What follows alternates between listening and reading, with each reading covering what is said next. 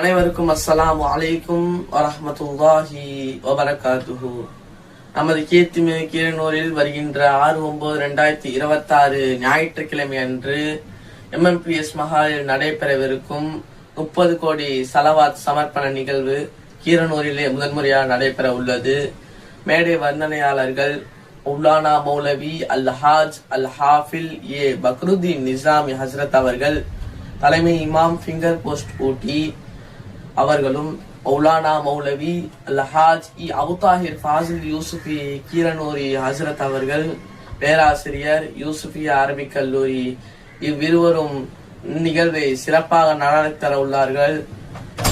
சிறப்பு பேருரை நமது சொல்முரசு நாடறிந்த நாவலர் மௌலானா மௌலவி அல்-ஹாஜ் அபுதாஹிர் ஃபாசில் பாக்கவி ஹஸ்ரத் அவர்கள், பேராசிரியர் நூருல் இஸ்லாம் அரபிக் கல்லூரி சேலம்.